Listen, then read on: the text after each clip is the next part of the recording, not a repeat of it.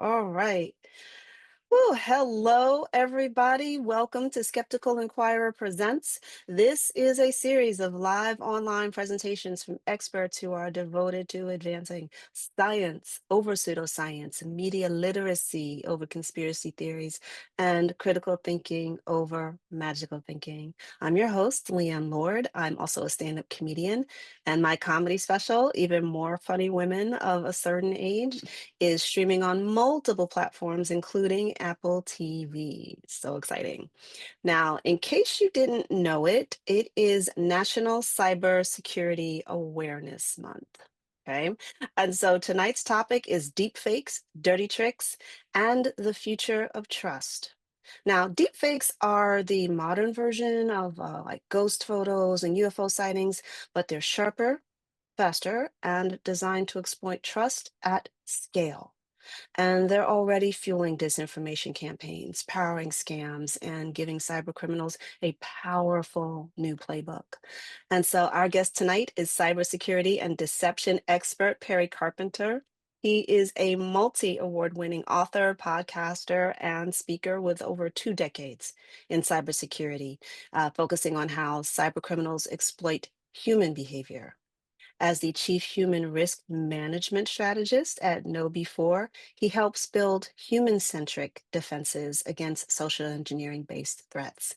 His latest book, I'm so excited, y'all. FAIK, that is FAIK, FAIK, a practical guide to living in a world of deep fakes, disinformation, and AI-generated deceptions. This book gives a breakdown of the potential risks of generative AI and outlines strategies to avoid falling victim to its more sinister uses. Our guest will, shall we say, pull back the curtain on how synthetic media manipulates belief. He'll demonstrate some of the latest tricks and reveal what's at stake for the future of truth and trust. And as a bonus, his book is generously and deliciously laced with a plethora of Star Wars references. So if you believe that rebellions are built on hope, then this is the book you're looking for. Now, Mm. before I bring him to the screen, I just want to remind you that if you are joining us live, you have the amazing opportunity to ask questions about tonight's presentation by typing them into the Q&A box, and we'll get to as many of them as we can. And now, y'all, truly, it's my pleasure to welcome to Skeptical Inquirer Presents our cybersecurity expert and hand-holding guide through the craziness that is happening now, Perry Carpenter. Sir, you have the con. All right. Thank you. Thank you for the Star Trek reference, and thank you for that absolutely wonderful intro. I'll tell you, this is one that I've been looking forward to, and you just made it even better for me. So I love that. Thank you so much, Leanne. My pleasure. Um, as we get into this, let me go ahead and do the little dance where I share my screen and make sure that the sound is working and all that kind of stuff. Um, so for me, October is riddled with presentations. That's like what I do all day, every day during October. So I apologize if my voice starts to give out a little bit. It has already been a month and we're just the second day into it.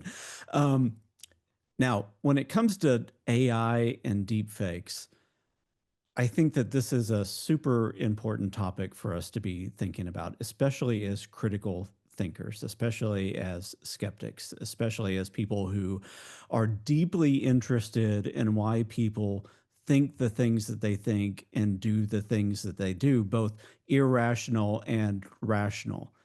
And for the past several years, I've dedicated the vast majority of my career not only in the cybersecurity realm, but focusing on things like urban legends, conspiracy theories, and then in the cybersecurity world, what we call social engineering, which is using deceptive purposes and influence to get somebody to do something that they otherwise wouldn't do, that's really targeted towards the what the attacker wants or the bad actor wants rather than what is in the target's best interest. So all this tends to come together in like, what is that intersection between technology and humanity, or what is the thing within humans that gets exploited over and over and over again throughout every technological age, whether that is the age that we typically think about with silicon-based technology, or whether that was maybe the advent of the printing press or so on. So over and over and over again throughout history, we've always been deceiving each other. We've always been being deceived. We've always found interesting ways to get one up on our fellow human. And that's, if there's anything comforting that I can say about the technological age that we're in right now, it is that. And that's something that came up in the discussion while we were in the waiting room right before this, is that it really is, it's new, but it's nothing new. And that can actually be comforting. It's also terrifying because human nature can be terrifying, but it can also be comforting because this is just the newest tool. It's the newest arrow in the arsenal. And so let me set the stage. We'll talk a lot about deep fakes and what I would call narrative warfare, narrative attacks, and so on.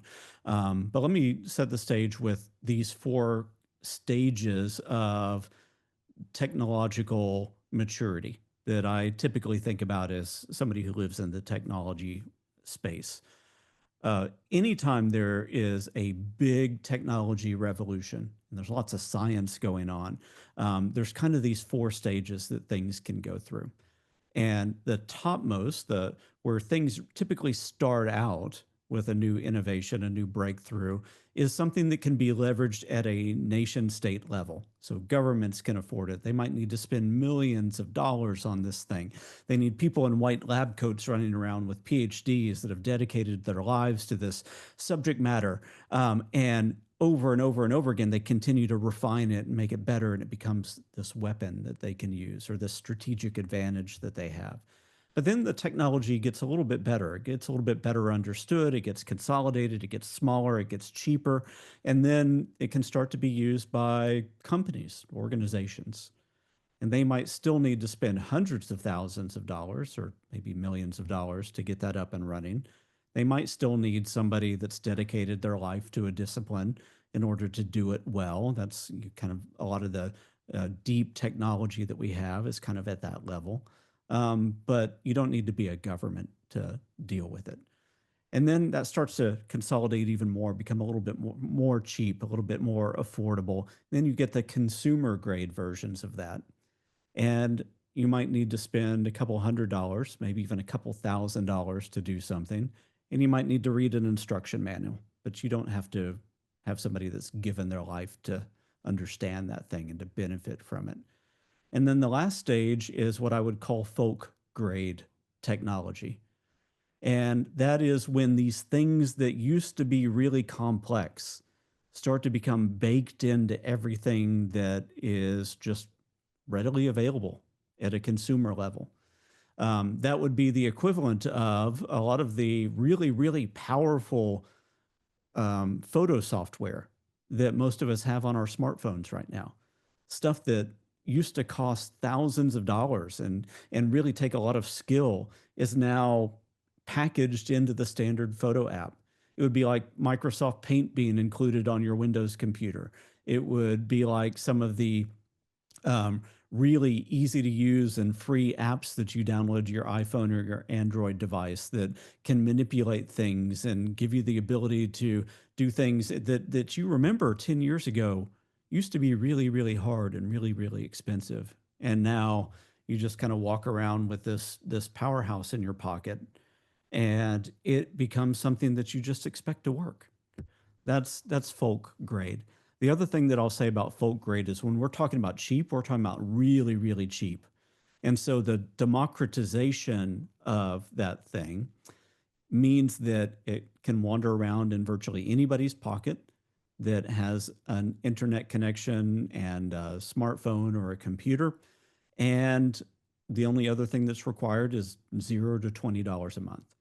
So I'm going to show you the outputs of a lot of that folk grade technology today. And I'll tell you that the outputs of that folk grade technology is it the level that nation states would have salivated for 5 years ago?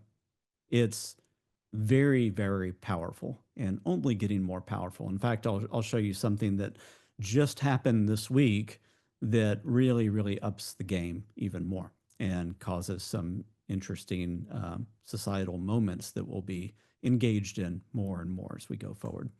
I'll also say that as we go through this, bear with me. I'm going to set the stage with quite a bit of ivory tower content, and then I'm going to very quickly shift gears. As soon as I can, I'm going to shift gears and just start showing you stuff. But let's get through some ground level stuff first. So this data is a little bit old right now. Hopefully they'll refresh this soon, but this came from a Deloitte study in 2024, said that organizations that they surveyed, about 25.9% of those organizations had experienced a deepfake related attack. Now, for those of you that may ask the question, what is a deepfake? Because I do still get that. It would be this thing that we more academically call synthetic media.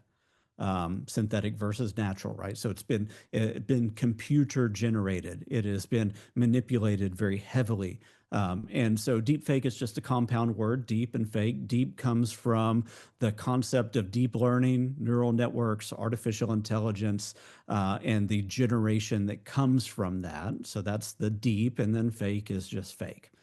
So pretty easy to understand. When somebody in my line of work in cybersecurity says deepfake, they're usually talking about a negative version or negative implication of that. Usually talking about the weaponization of AI related outputs and some using those to try to scam somebody.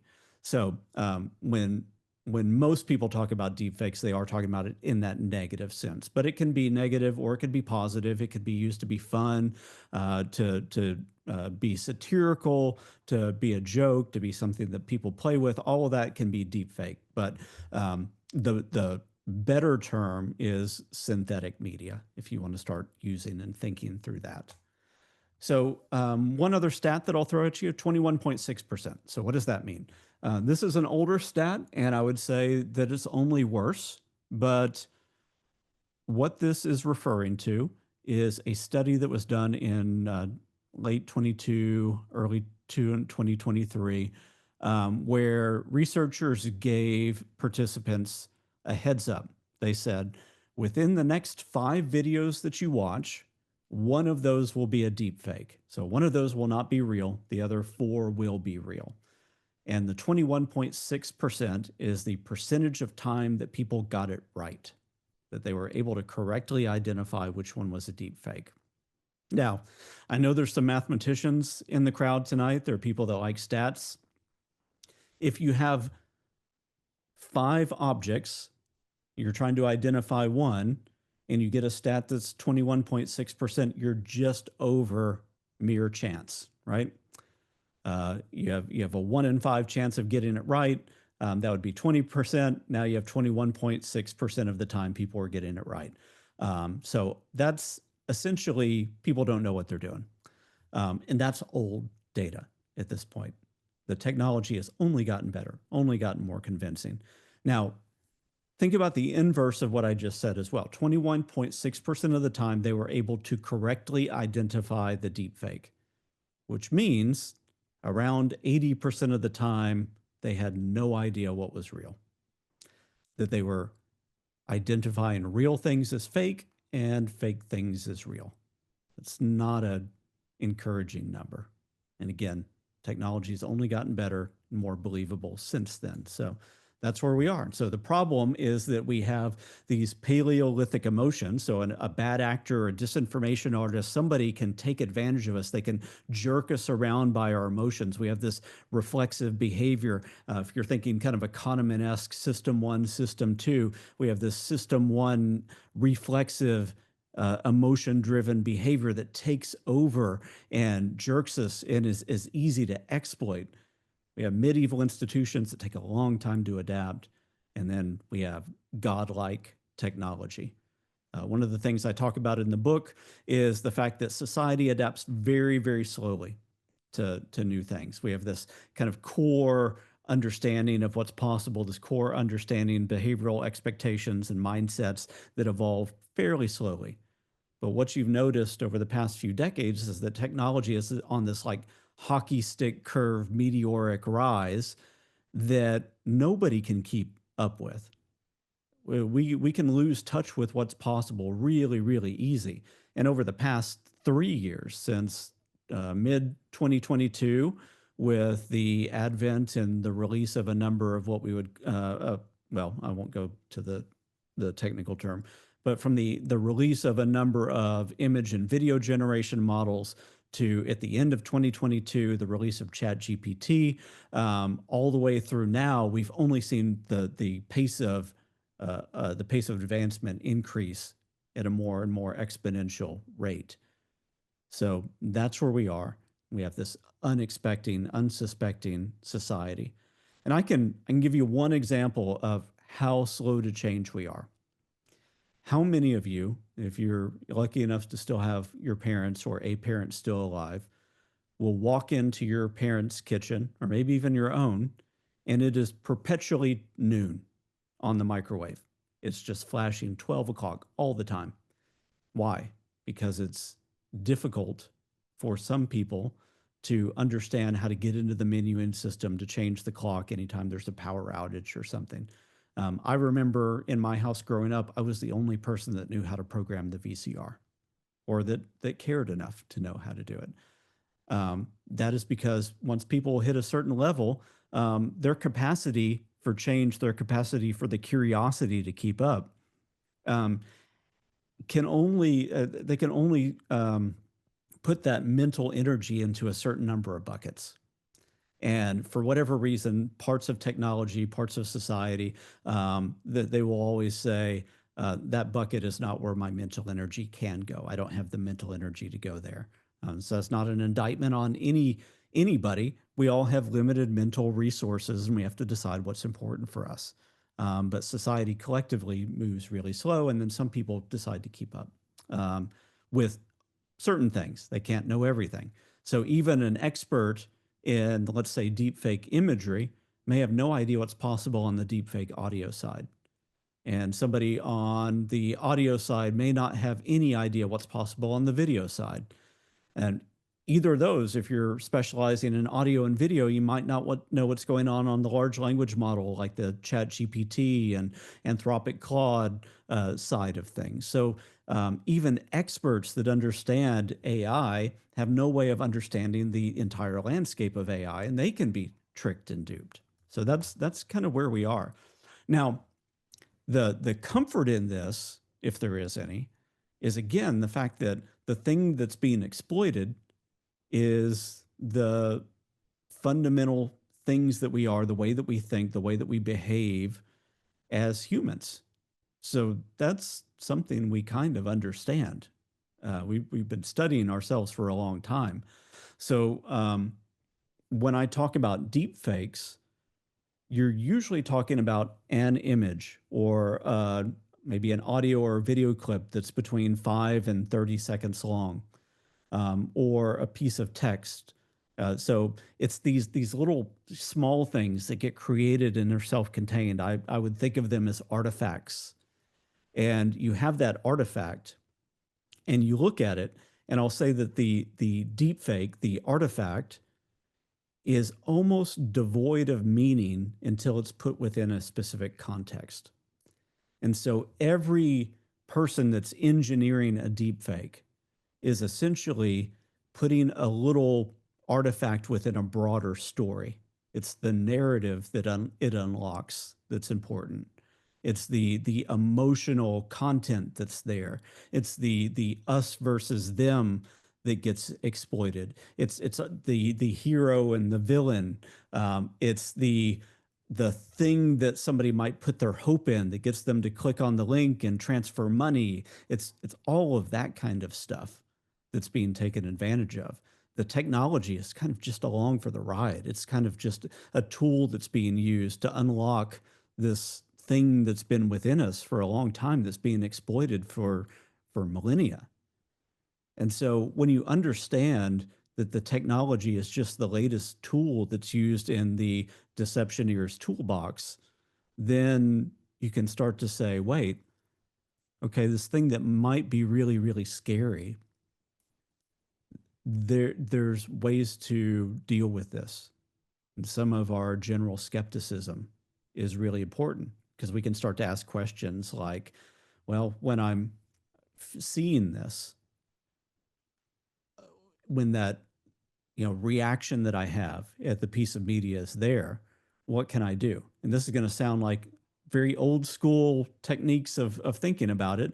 But the first thing that we should do whenever we get this piece of media and it inflames an emotion or makes us want to do something, we should freeze and then give ourselves permission to feel what's going on. Say, what emotion is that inflaming? Because that's what the bad actors taking advantage of, that emotion. That could be fear, that could be outrage, that could be hope, that could be a ticking time clock saying this is urgent, you need to do X or else. But there's always one of those things that's trying to emotionally jerk us around. Remember those Paleolithic emotions. Then we can analyze the narrative. What's the broader story here? What are the emotional triggers that somebody's trying to take advantage of? Then we can investigate the claims and the sources and so on. And then lastly, we can know, confirm, and keep vigilant. Now, if that sounds like it's a lot, it kind of can be, especially once you get down to the I, once you're investigating everything. But if you just do the first or even the first and the second, you're already making the internet a safer place, right? Because if you freeze and then you don't click the like button, you don't click the angry emoji button, you don't click to transfer money, if you just freeze and allow yourself to feel and then go, wait, something doesn't feel right about that, then you've stopped yourself. So getting out of that system one type of mindset, that very reactive mindset, and starting to kick in some critical thinking automatically makes you, your family, society a little bit safer. Now, behaviorally, we also usually feel like the need to do something about it. And so that's why we comment. That's why we put the angry emoji out there. I would say don't do that, because all that does is get other eyeballs, people that are connected to you on your network, looking at that thing that you're mad about or are saying is wrong. And so they might not have the critical thinking that you have. They might be more inclined to have the cognitive bias to believe that thing. And they might never see you rebutting it. So that doesn't really do much good. All that does is feed the algorithm. But if you need to do something, you can go click the report button in that, or you can send it to somebody else that can do some investigation. Like when I do phishing training in organizations, most organizations now have this convenient little button where you can report a suspected phish built right into the email client. So that means you freeze and feel, you analyze a little bit, and then you go, wait, I don't think that's legit. I don't have time to investigate. It's not my job to investigate. I'm just going to click and report that. And then that way you can, with a clean mind, clean conscience, move on, go without your day, because experts are going to take a look at it. So with that, let's look at a few things, show you quite a few demos. We'll talk about the implications of that, and we'll think forensically about the artifacts that we're seeing. Because anytime we talk about deepfakes, the examples that I can pull from in the public sphere are almost always politically or socially charged. So keep that in mind. I'm not advocating a certain political ideology. I'm not advocating a social ideology in this. We're looking at these forensically, and we're asking, what was the content that's there? What emotion are they playing to? What's the narrative? What do they want somebody to do or believe? And who stands to benefit from this being in the world? When we think about it that way, we should be able to abstract and ask critical questions. And we put our own ideology and our own cognitive bias as much as possible in check. So with this, we'll start. This is a fairly famous one. This was the Biden robocall that went out during the U.S. presidential primary in New Hampshire. And I'll let you hear this. This was a cloned voice of Joe Biden encouraging people in the primary not to go to the polls and to vote for him. And so I'll let you hear what that sounds like. What a bunch of malarkey. We know the value of voting Democratic when our votes count. It's important that you save your vote for the November election. We'll need your help in electing Democrats up and down the ticket. Voting this Tuesday only enables the Republicans in their quest to elect Donald Trump again. Your vote makes a difference in November, not this Tuesday. If you would like to be removed from future calls, please press 2 now. So I want to warn you real quick that as we hear these and as you see different images that are deep fakes and so on, you and I, in this very abstract, kind of forensically clean environment, can listen to them and we can see them and we can go, wait, I wouldn't fall for that. And that's because when we're doing this, when we're in a presentation talking about deep fakes, that's where our mental frame of mind is. So we will convince ourselves often that we have superpowers of detection. Now, the problem is most of us live our lives, and one of the last things that we may expect is to be presented with a piece of synthetic media, a piece of fake media that fits into a context that we wouldn't necessarily expect it to show up in. So that's where people are when they're receiving this phone call of Joe Biden. The types of people that are receiving this aren't thinking about deepfakes all day, but they get this phone call, they hear that voice, and it does sound a lot like Joe Biden. I'll say it sounds a little bit flat for me, but even the things that can be tells, we will mentally push away the things that might otherwise raise a red flag. So for me, like when I hear that, I go, well, he sounds a little bit devoid of emotion. A little bit flat. It does sound like Joe Biden's voice. It is using some words that he would use, like malarkey. I think that's some interesting framing that the person that put that together used. So that's pretty smart. But it didn't sound like it had a lot of life in it. At the same time, though, if you receive that, then you might go, well, Joe Biden probably has a whole bunch of stuff to do. He's president after all. He's also old and maybe tired. So he might not have just put all of his energy into that because he just needed to do that as like one thing on a stack that day. So you could find easy ways to just kind of dismiss that. Also, on a phone call, you're missing a lot of the richness and fullness of the voice. So the bottom part of the frequency range is getting cut off. The highest bits are getting cut off as well. And you get this compressed version of somebody's voice, and you might write it off to that as well. Also, if he's saying, "Hey, don't go to the polls," you're going to save your vote. There's some interesting framing there. Well, if you were going, "Well, it's kind of cold. I don't want to get out anyway." So there's lots of things that you could do there. Now, from a closure perspective, I'll tell you who the perpetrator of this was, because we would typically think Joe Biden's a Democrat, so it must have been a Republican that launched that attack. Turns out, surprisingly, it wasn't. It was one of the Democratic challengers in the primary race that wanted to win New Hampshire.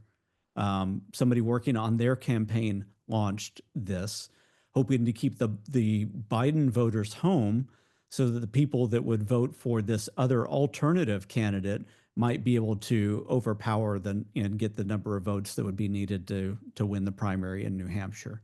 So sometimes when we start to think about very binary in our thinking of this side versus this side, we forget this other little segment that can come in. Kind of the enemy within type of thing that can happen within, in the world that I live in, we have the insider threat. But within each political party, you also have fractions within the party. And society doesn't fit neatly within two categories. There's always a spectrum of people with different beliefs that can hone in and want their agenda to be pushed through. And so that's what we see here. Here's another one. This was a deepfake photo, supposedly of the Pentagon with an explosion right out front. And this got released on a hacked Twitter account of Reuters news service. And it said that there's been this explosion outside the Pentagon. And what we saw is that within moments, the stock market started to tank. And now if we think forensically about this, you can say, explosion outside the Pentagon. What is the narrative there? What's the emotion that's wanting to be unlocked? Well, here in the US, we have this collective societal memory of 9/11, the terrorist attacks, especially when you're talking about the Pentagon. So you can see what's going on here is because people in society now would go, oh, wow, it's happening again. What's the next thing that's about to happen? Who's going to get hurt? What's going to go on economically and socially? Are we going to go to war again? All these questions start to come up. And because of the ways that stocks are traded electronically now based on keywords and news, that can affect the stock market immediately. Now, when the correction came, the stock market started to recover fairly quickly as well. But you can start to understand the effect of these things. If you were to look at the photo in detail, and you are familiar with the Pentagon, you would start to recognize that's not the Pentagon. It just looks like the front of a kind of a nameless government building. This was created on a deepfake or synthetic media platform for image creation called Midjourney, and was shown pretty quickly to not be legit. There's lots of artifacts in it. There are lots of tells that existed at the time. Most of those wouldn't exist in something created today, but they did exist back then. But that narrative, the emotion, the exploitation of that really, really had an effect. One of the other things that we've seen is that people are starting to take advantage of voice cloning to frame people that they don't like. Recently in the news, somebody had cloned Marco Rubio's voice, Secretary of State here in the US, and were calling other people using that voice, trying to convince them of things. But in this case that you see here, this is a Baltimore man who was a janitor, got fired, and wanted to frame the principal by using a cloned voice. They cloned the principal's voice, had them saying a bunch of racist stuff, and then released that to 5 people, I believe. One of those people that they knew would have a propensity of spreading it around on social media because they would get very inflamed about the things that were being said. Now, I want to let you hear just a little bit of this. It's not going to get terribly offensive, but just so you can get a flavor of the emotional range that a cloned voice can have and the power that that artifact can have.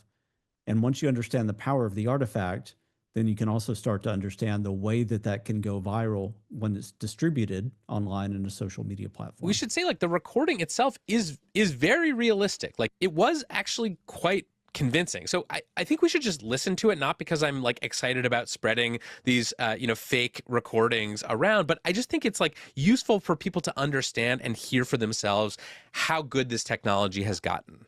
I'm the principal here, me and only me. You know, I seriously don't understand why I have to constantly put up with these dumbasses here every day.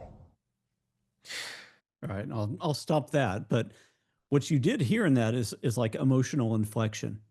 The other thing, when we talk about like packaging the artifact and building the narrative, one of the other things that you may have felt in that, even if you didn't recognize that you heard it, was the secretive nature of the recording was built into the way that it was made. You could hear like an air conditioner in the background, what we would call room tone in that. A lot of these other types of recordings, you'll hear that. You might even hear like fabric movement as somebody is supposedly has the recorder in their jacket pocket or on their, on their lap at the time. All of that, when you think about producing a deepfake the way a TV or radio producer would about creating an audio segment, then you're on the right track of how to create a really good weaponizable deepfake. And so that was packed into that as well. So there's the emotional range, there's the us versus them type of thing, there's the social aspect of it, taking advantage of a lot of the racial strife and things that have, that we have a hard time really building past as a society. And all of that gets packaged into the narrative that unlocks within the listener's mind. So this is the scariest one that I saw last year. This was after Hurricane Helene. And if you remember, there were a lot of conspiracy theories and frustrations about FEMA at the time. This was, again, an us versus them narrative politically. was being taken advantage of. And image generation had gotten pretty good. So this is an AI generated image of this, miserable looking little girl that was, supposedly saved and also saved this puppy. This looks very fake to me right now, but back in the day, all of about 9 months ago, this, or I guess more than that now, all about a year ago, this was very convincing to a lot of people. And what you see here, this is a politician that posted this, and she said, this picture is seared into my mind. This, my heart hurts. And luckily, even on X, community notes came in and said, you know what, that's an AI image. A lot of people had already identified it before. There were a ton of variants of this image and those like it going around. And so that was identified.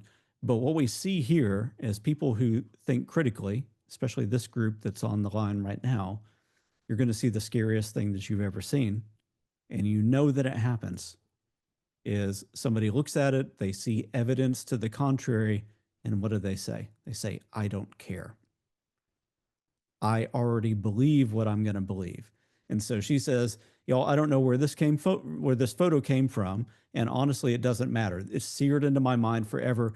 The people who are, there are people going through much worse than what's shown in this picture. So I'm leaving it because it's emblematic. That's the thing.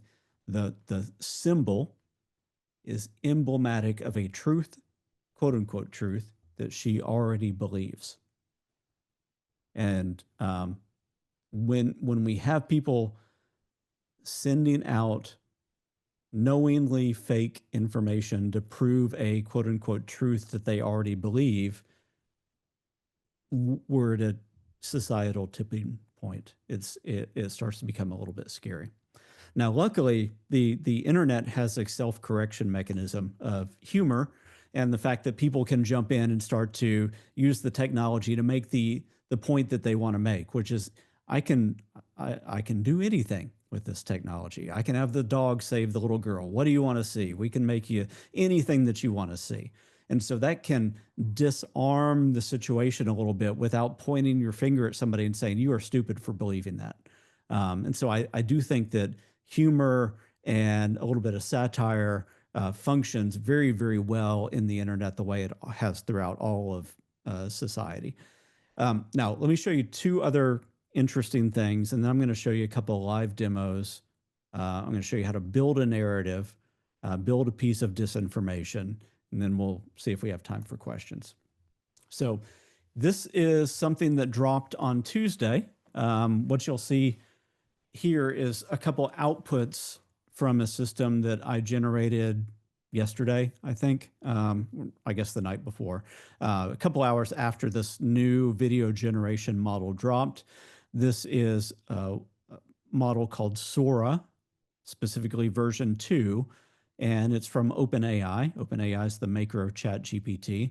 The man that you see in this image is Sam Altman, the CEO of OpenAI.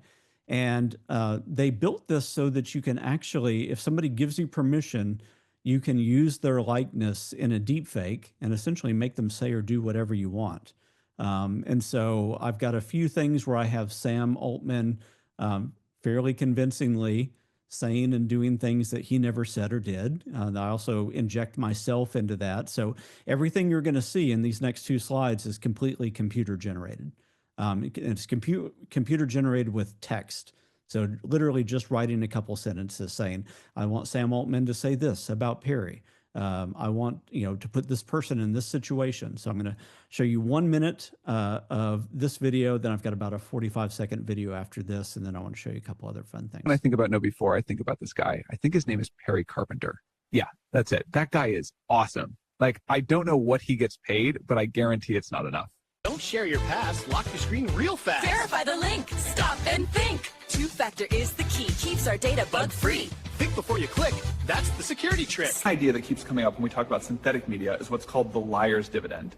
When people realize how easy it is to make something that looks real but isn't, they start to doubt the things that actually are real.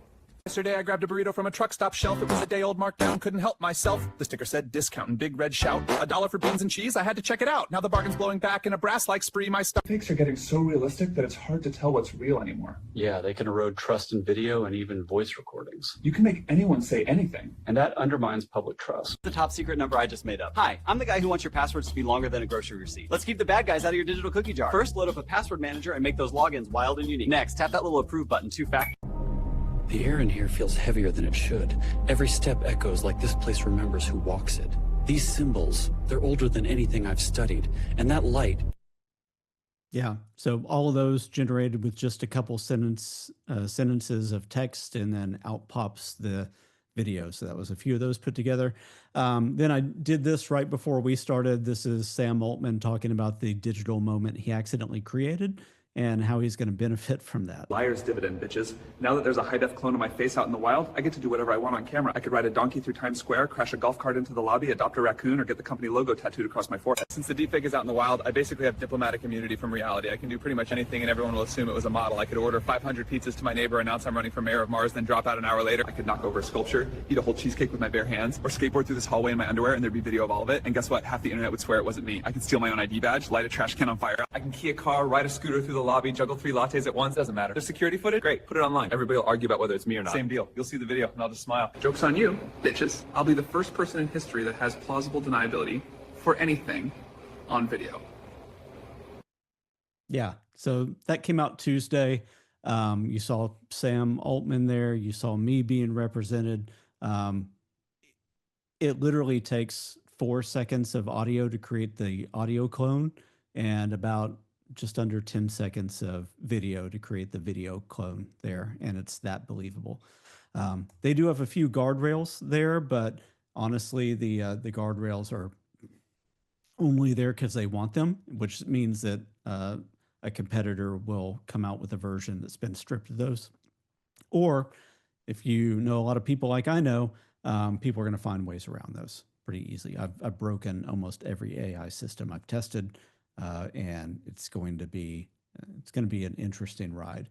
Let me stop sharing a couple things because I want to show you a couple live demos real quick, and then there's a couple points I want to make before we wrap up. So I'm going to stop sharing here, and I'll ask if you could just make sure that I stay spotlighted and am the biggest photo in your screen, which should be happening because we're on the webinar version of this. So what you'll notice is that if I go to this view, oops, not that one. There's 2 of me now. Actually, I'll go to that one. So right in front of me is the camera I've been using. That's the cinema camera that I've been looking into for a while. Over here, this is a camera that's hooked up to another computer that's next to me. And so you can see 2 versions of me as we go through this because one of the things that you've probably been hearing about is like live deepfakes, people jumping on video calls or doing romance scams, or like what's called the North Korean fake IT worker scam, where they'll be on a number of calls, they'll get hired and then exploit a company that way. So these real-time live deepfakes are going to be more and more of a thing. And I'll show you how easy that is to do. Is keep looking at the one to the right. I can just click a button on my side and change my face. And you'll notice that like my hair stays the same. That's not getting swapped out in these, but there's ways to fix that, right? Because all I have to do to fix my hair is something like that. And take my glasses off. That changes things a little bit more. I don't know what that string is there. And so it is that fast, that easy. I could even go full screen. If I had the other thing hooked up that I usually have hooked up, I could change my voice at the same time. So all that is really, really easy. I could even do something like this. Again, since we have to fix the hair for anything we do. Oops. Get this right. Spending too much of my mental energy trying to make sure I finish on time. All right. So now that's totally changed. But what I could also do is I could probably be the first dude you've seen today turned into Taylor Swift. Now, if I was a real scammer and dedicated to it, I would, of course, change my voice. I would also shave, so you don't see these little outlines in my beard there. But the thing to keep in mind is like all these things that maybe you're looking at and going, well, I wouldn't believe it because of X. Here's another face. Anytime you're looking at these and saying, well, I wouldn't believe it because of whatever the reason is, the smart attacker is always going to be finding a way to either play into those things that are not working. Like, well, let me think of an example real quick. Let's say that the audio is not working very well. And it's just draggy or sounds distorted. Well, then all you have to say is that your internet's a little bit messed up. So, oh, sorry guys, I'm going to turn my camera off. I'm going to turn my mic off. I'm just going to, from now on, after I've established credibility, I'm only going to talk through the chat. Also, if there's a lot of pixelization around somebody's head, you turn on a fake background, which you would probably do anyway. And how many people have been on Zoom or Teams calls where the background has looked not quite natural? All of us have. We've all seen enough technical glitches in these things that we can start to build cognitive reasons for whatever glitch we're seeing. And so we see that over and over and over again.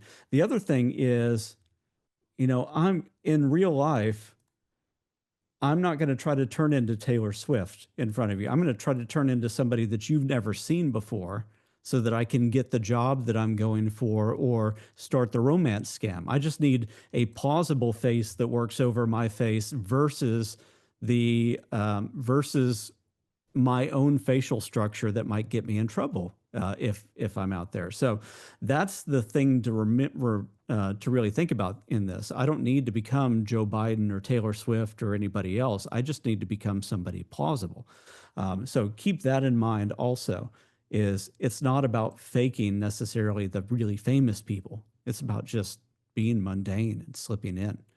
All right. So with the next few minutes that we have before questions, sorry, I'm going to try to go as fast as I can to make sure that I don't eat up too much more of your time. Let me talk about the anatomy of a fake. So we talked about artifacts. We talked about narratives. Let's now think about like how I would create one of these in a playful way if I wanted to really just kind of simulate what a piece of disinformation or a piece of a narrative attack could look like. First thing is I want to think about a scenario. This is something I did with CNN recently. I was working with Isabel Rosales, one of their correspondents, and I wanted to use her and then put her in an interesting situation. So you think about your subject, and then you think about your situation. What do I have, and what do I want to create with that? Well, first thing I wanted to do is like think about what's the weird thing I could have happen. Well, I could have Elon Musk buy CNN. That would be weird. That would be newsworthy. That would be something that would go viral, maybe. And so I started by creating a fake tweet. I have a little fake tweet generator that I use and make that look completely legit. The thing we have to realize is that tweet never has to actually go out on Twitter or X or whatever we call that today. All we need is a screenshot. A screenshot's an artifact. I can put that on LinkedIn or Facebook or Instagram or wherever and say, oh, wow, can you believe it? And then that can go viral. Most people are not going to go check.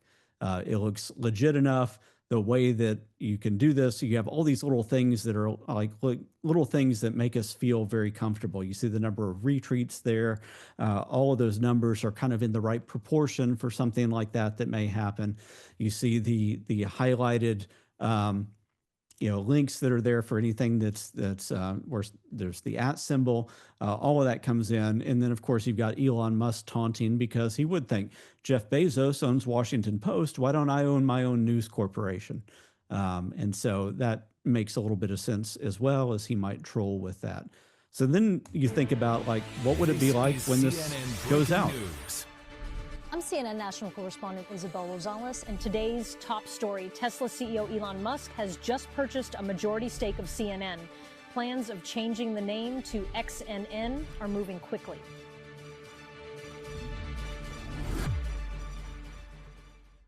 So a few things in there. Again, that was a piece of folk grade technology that I used to make that deep fake of Isabel. I was able to clone her voice very, very easily. And I'll show you a couple examples of that in a minute. Also, all the movement of her around the frame was me dealing with defects in the deep fake. So a lot of that was like the magician's misdirection type of thing. If there was a little glitch in the way the lip sync happened, I would move her and then try to take attention away from that by having a graphic pop up somewhere else. Usually also taking advantage of things like the sound effects and the music to hide some of the little defects that were there also, and to also add production value to increase the potential credibility of it and just make it more fun for me. But that took virtually no effort. I do know a little bit of video editing, so I did some video editing in there, but making the deep fake of Isabel, not much more effort required or skill required other than knowing the right tool to go to. You don't have to be a math whiz. You don't have to be a computer scientist or know AI. You just have to be able to go to the right website. So let me show you two more. These are called what we would call repurposed video lip syncs and re-lip syncing with a piece of audio. So I cloned her voice again, and she gave me a little script. She said, hey, can you make these videos say this? Or I found the video. She said, can you make a version of me say this? And so I'll let you hear the original TikToks that I downloaded. And so you can hear her voice, see what it sounds like, and then I'll show you the result. And he's actually hosting this in-person town hall against the advice of the GOP party leadership. Okay, so she's in a car doing her report. This is her in her office. Hello, everyone. I'm Isabel Rosales with CNN. This is Jim Kennedy Jr. After he died in an Alabama prison last year, his sister-in-law got... Okay, so you get an idea. As the person creating this, you want to look to justify any movement that's already been captured in the video. Up here in this one in her office, you have this frame that pops up at the top left. You're thinking about like, how do I take advantage of that and make that fit as well? So I'll show you both of these. Hello, everyone. And then also keep in mind that anything in the background, I've had to regenerate that audio. So the sound of the car that you'll hear here, and anything else in the background of that, I've had to bring in almost like a special effects person working on a radio show would bring that in. But that ups the believability.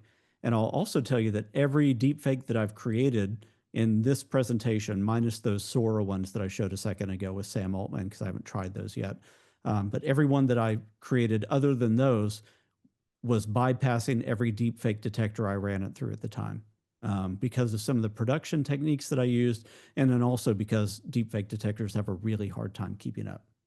So here's number one. Hey there, TikTok fam. It's Isabel from CNN. I've just launched a new newsletter on how to get 10x returns on your crypto investments. Just click on the link below, type in your social security number, and get free Bitcoin for subscribing. Okay, so that's that re-lip sync. And notice how like everything seemed justified in the movements. Even when she looks down at her notes, it looks like she's referring to something. And then she looks up and says the thing it looks that our minds would think she's referring to. Here's this other one, and this has some creative production in it to justify everything as well. Hey there, TikTok fam. It's Isabel from CNN. I've just launched a new newsletter on how to get 10x returns on your crypto investments. Just click on the link below, type in your social security number, and get free Bitcoin for subscribing. All right, and then the one thing you may not have noticed is that's the exact same voice file in both videos. Hey there, TikTok fam. It's Isabel from CNN. I've just launched a new newsletter on how to get 10x returns on your crypto investments. Just click on the link below, type in your social security number, and get free Bitcoin for subscribing. In fact, I could also just use my own voice and drive her voice and then re-lip sync videos with that. I'm CNN correspondent Isabel Rosales. Deepfake scams are plaguing the country. Bad actors using AI are imitating voices of public figures that are so real, even they can't tell the difference. or I can make a secret recording, kind of like that principal one. And this is one I was driving with my voice, so you could yell, you could add in all the room sounds and scuffling and all that. So here's what that could sound like.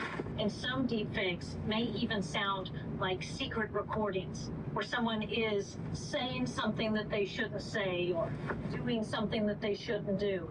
Or maybe they're really angry about something because that creates a narrative, something that can sow division, something that tells a story. So that's kind of where we are. And then we think about, like, what do we do? So when I think about preparing society, I really believe in the power of show and tell, and the power of play. Let somebody play with the tools and see what's possible. There's lots of ways that we could do that, and we could brainstorm about how to do that even more effectively. And then in some cases, like corporate environments, things that are low risk that can have high learning impact, you can even simulate. There's ethics around all that. You really want to be careful. You don't want to accidentally create a piece of disinformation that could leak your company and cause a problem. Like, you don't want to put out a deep fake that's your CFO saying, I need you to do something because we've got a merger coming up. That would be a bad simulation, because then somebody could accidentally leak that on Facebook or LinkedIn, and then that's a material breach for the company, even though it's not true. So you want to think about these things. The other thing that I'll say is that I've gotten to the point where I really don't care if something's fake or real, because the fingerprints of AI are all over everything. Each of us, when we get on a Zoom call or Teams call or FaceTime or whatever, we have the ability to touch up our appearance. Guess what? That's AI. You get on TikTok or Instagram and you use a filter. Guess what? That's AI. So real things are becoming AI-ified, and AI-ified things can look more real than real, because you can say, I want this person to look like they have all the skin defects that they really have. So we really then have to be thinking about, like, why does this piece of media exist? What story is it telling? Who benefits? What possible goals are there? What might they want me to do or believe? And then we can also rely back on old school knowledge-based security.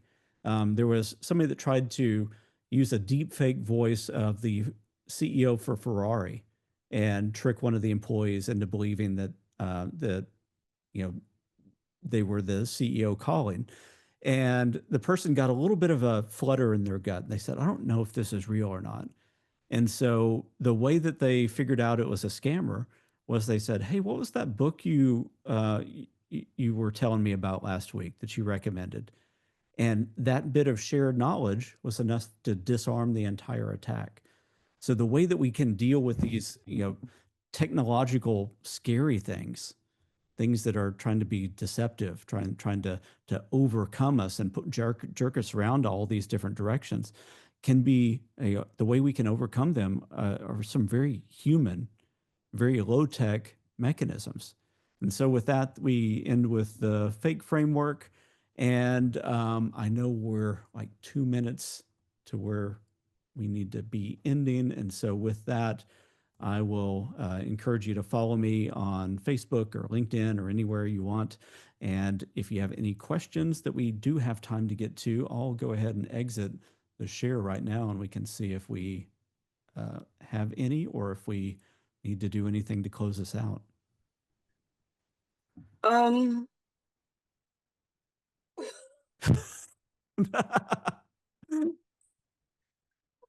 My real face.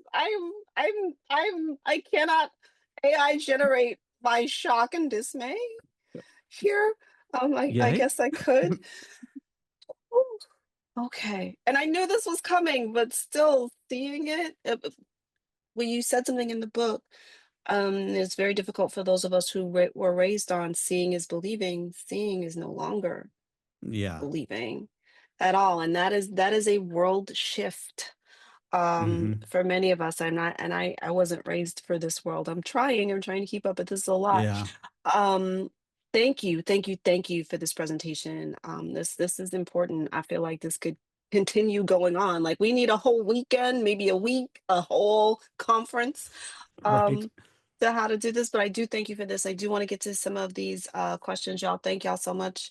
And this is a Zoom thing for putting it in 2-point type. Appreciate it, Zoom.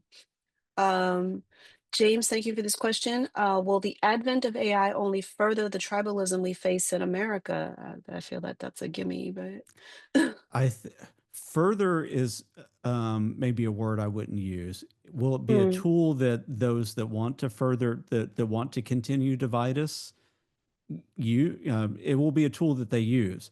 The yeah. tool itself is not causing the problem. It's the people that want to use that to further divide us. Okay.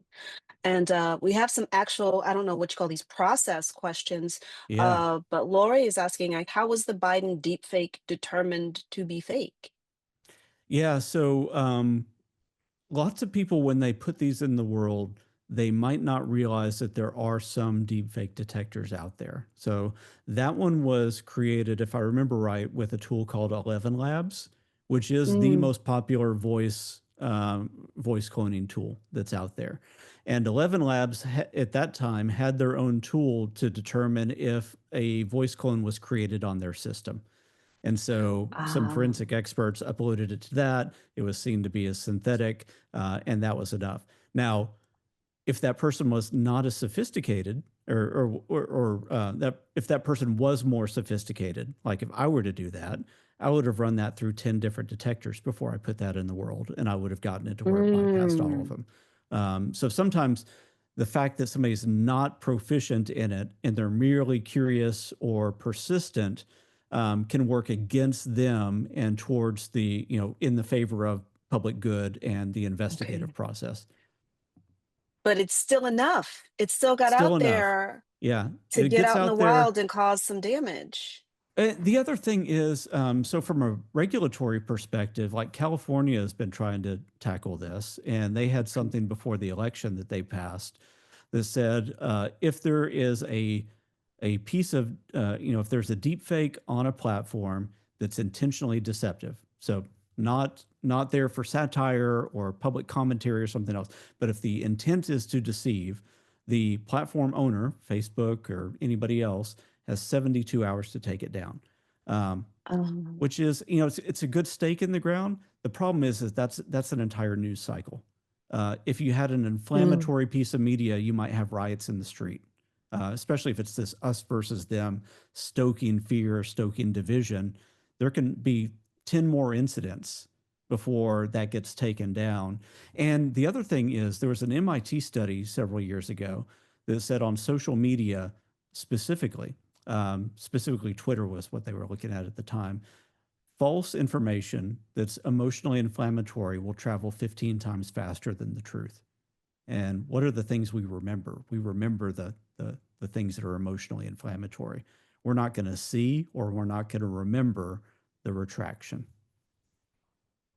Yeah, I mentioned to you in our I guess in the green room, the Yeah. backstage before the show, what I've had to do for myself is, of course, I'm watching when something makes me angry, it's like, Mm-hmm. so I got to watch that, but I also have to watch the my confirmation bias, like, yeah, I knew Yes. that. Did I really? Yep. And I might know something, but what is this piece telling me? What am I confirming? Is that Yeah. really real? So it's disarming me from checking out whether or not that really happened. Yeah. So yeah, I think this is leading to me not being on a lot of social media, which is not a terrible thing. No, that's not a Um, terrible thing at all. no, You'll this feel a lot better. yeah, no, I have played with taking time off here and there. Unfortunately, it's Mm-hmm. required for my Yep. business, but I could be right next to my partner and his algorithm is completely different from mine. And he's like, "Baby, Yeah. what are you watching?" Well, and that's so change your terminology too then. When you say their algorithm is different than yours, their reality funnel is different than yours. Oh, yeah. Yeah, his is basketball, mine's is Yeah. kittens in politics, which is still pretty aggressive, but there we are. Yeah. But I mean, Um, if you were to think about that like in the way that's affecting society the most, the political algorithmic bias and kind of circling the drain that happens on each side of the spectrum continually pulls people aside because the algorithm is pushing them that way. So if your partner had a slightly different political leaning than you, they're going to get pushed that way because they're going to naturally mm, engage with content a little bit more. Yeah, thankfully he leans toward basketball. That's awesome. Yes. He's probably a lot happier than Oh, most very of much us then. so. Very Yeah. much so. Well, he works in social justice, so he has to do the basketball on social media. Otherwise, there's no Got mental it. time off. Got it. But Yeah. this is a good question. And because there are those of us who will, you're scrolling it late at night, something just looks real enough. Can you point out the flaw in the little girl photo? Was it too perfect? Yeah. Was it like Yeah. what were you Some of it, seeing? What were smart people seeing? well, I don't know if it's smart people. So I spend Yeah, all let day me take looking that at back. Let me yeah. I think it's people that are used to seeing a lot of synthetic media can Okay. start to it's like a gut feeling. Hmm. Now, however, if you train your gut on that and then things get better, you can have a false sense of security. So what I was seeing is it just there were some inexplicable things in it. Like number one, who would be holding the camera? Why would they be taking the picture?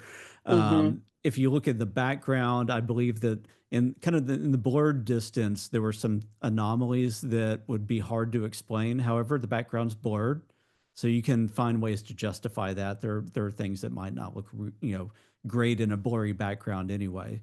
But there's just a few inconsistencies, and I also believe that they weren't necessarily trying to hide the fact that it was fake. They weren't. You can launder images, so some of the things that might be in the metadata of an image that would give away that it was created on Midjourney or something can be laundered out if you get your Midjourney image in a window and then you take a screenshot of that, for example.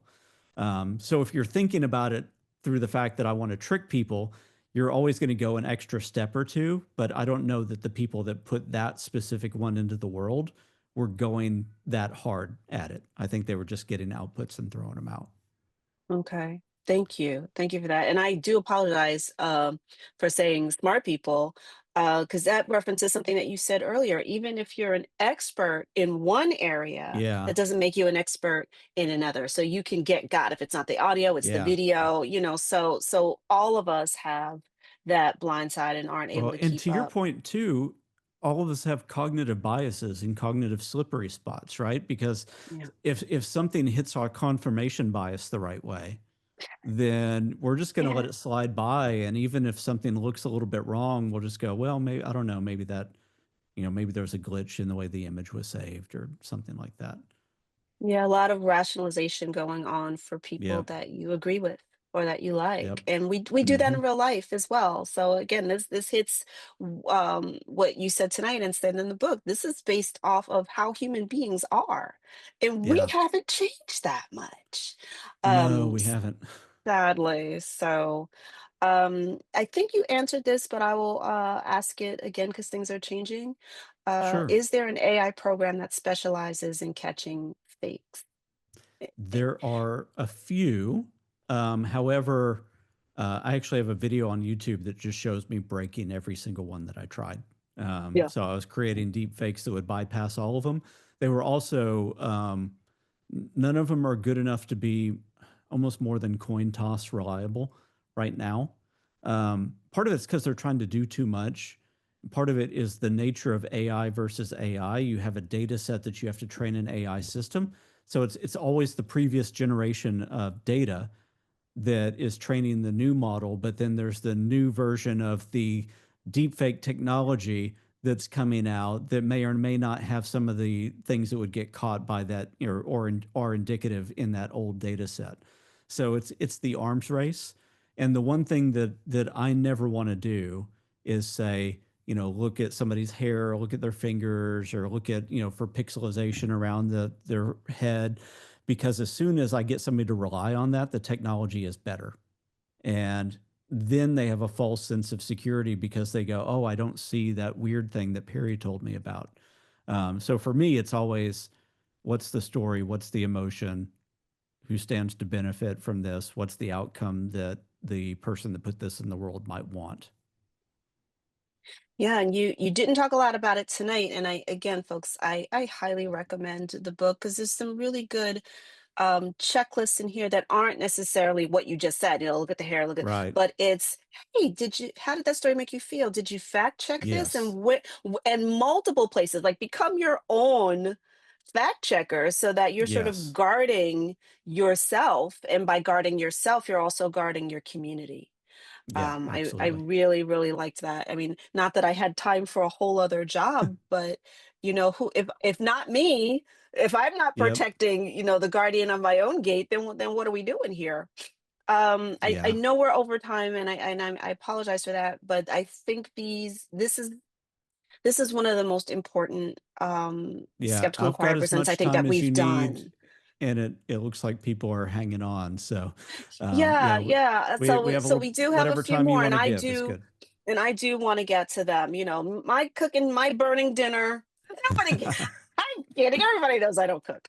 Anyway, um, how Random wants to know, and I'm a little curious as well because I was terrified when you did this. How would you characterize the system you used for the live fakes? Like, is that a very Yeah. expensive graphics board, or is this Nope. once again folk grade?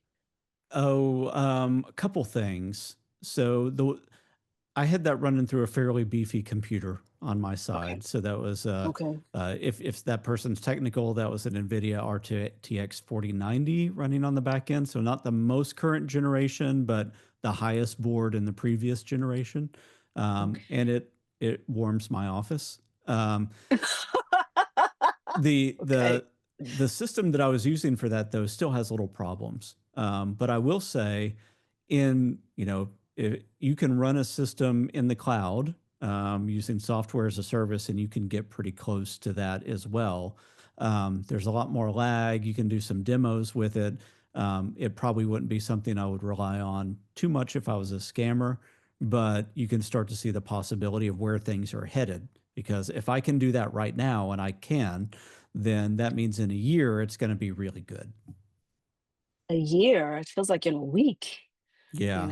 Well, yeah, especially yeah. for Maybe I'm being motivated too folks. optimistic, Yeah, right? yeah, well, just a Yeah. bit, just a bit. Yeah. There were a couple of comments that were indeed comments, people thanking you Hmm. for the presentation, book ordered and bought, so Nice. I Thank think you. that's great. Um, what is considered, thank you, Andrea, what is considered the most difficult audio or visual effect to fake? And that way, I guess, be for right now, because we Mm, know that'll change. Is there something yeah. that is really hard? Well, let me pull something up real quick. All right. So if I go back to the split screen, and I'll just use this because it looks similar enough to me, but you can probably see some. You'll notice how the lips are juddering a little bit. Here, I'll go over here too. And also, this is putting a mask in front of my face. And so, like right here, and this is kind of an older version of technology, but if I put my hand in front of my face, you see how that goatee kind of persists. So that mask is there. I do have a thing that I can click on in this that makes it a little bit better. You can still see my face warped a little bit, but it's not quite as bad. Um, and even like that starts to make it. And you can see some stuttering around the side of my head. There are little things like that. Again, I hesitate to call them out as tells, because as soon as you rely on them, then somebody has upgraded a system and they're not there anymore. Or even better, they build a frame within their pretext that means that they're not going to ever show those things. And as a motivated attacker, so I'm always going to think about, like, what are the things that I can't let happen, and then I'm going to frame my scenario around that so that that's not an option that you feel like you can have me try. Um, I'll show you a fun one real quick too. Let me go back over here. I'll grab that face again. If I stick my tongue out, so like over on one, you've got just creepy guy sticking his tongue out. On the other one, it's kind of, you see the beard still come through. So, and then like if I had a female face, let me go. You still see the lip. So, those are tells with some types of this technology, but again, don't rely on it. As soon as you rely on it, the game is over. And because all the attacker has to do is have that one upgrade that doesn't do that, and then you have a false sense of security. Oh, I think you're on mute. Thank you so much. I Thank you. Thank you so much for being a guest. I know October is your busy month, so we really appreciate you being here. This has Yeah, been thank you. so educational and helpful, and I do hope folks get your book, or at the very least, put some of these strategies that you talked about, into practice, and make the tool less scary. I am probably totally projecting here. Um, but No, I I just appreciate it. want to say, for those of you who are here, if you missed any of tonight's presentation, it has been recorded and it will be available at skepticalinquirer.org. I would say watch that and share with your friends, so that they can help in the battle, so to speak, to not be conned. And as always, my thanks to Skeptical Inquirer, to the Center for Inquiry, and of course to all of you in the audience for choosing to spend time with us. My name is Leanne Lord, and until next time, thank you and good night. Thank you.